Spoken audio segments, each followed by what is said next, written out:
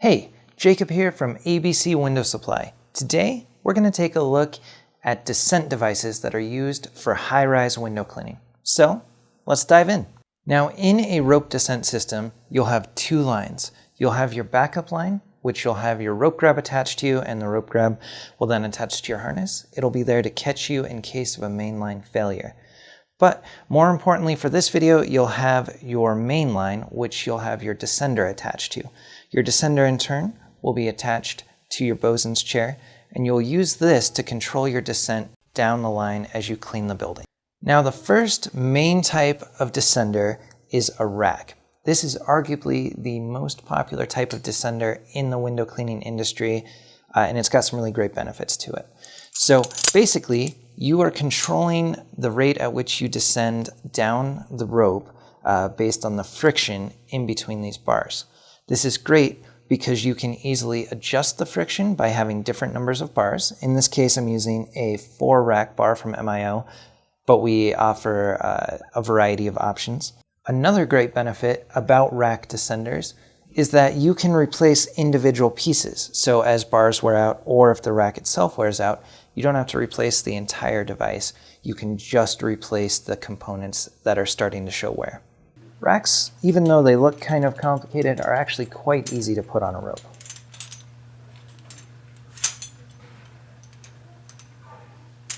So racks have some really great benefits. They're economical, and it's very easy to control your rate of descent. A few downsides potentially are they are heavier than your average type of descender, and they are not self-braking, meaning as you're descending, if you were to let go of the device, it's simply going to keep descending. Similarly, they are not anti-panic, so if you were to panic in some way and grab the device in a way other than holding onto the tail end of the rope, you'll just continue to descend. Whenever you do want to stop, you'll have to tie off the device. You'll see some of the racks have a tie-off bar at the top to make it easier, but even without that, there's a variety of ways to tie the knots to tie off. But of course, every time that you want to come to a stop, it just takes time. Racks are also fantastic for going down in a rope descent system, but if you find for any reason that you need to go back up the rope, they are very, very difficult to adjust, especially once you have weight on them. There's not a good way to get it back up the rope. Now the next main type of descender is a cylinder. Cylinders have a few good benefits, the main one being they're incredibly simple to use. Often instructions for how to wrap them are written on the outside sleeve. They're a piece of cake to learn, and then once you have them installed on the rope, super easy to operate. On the downside, they are nearly impossible to adjust once they're on the rope, so similar to the rack, fine for going downward, but if you want to go back up, nearly impossible.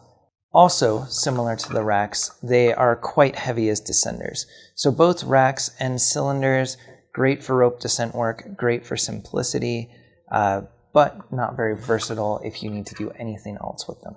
The last thing to note about cylinders, similar to racks, is that they are neither self-braking, so if you let go, you're not going to stop, and they are not anti-panic. So depending on how you grab the device in a panic situation, if you grab it in any way other than grabbing the tail end of the rope, it's not going to come to a stop. The next type of descent device is a figure eight.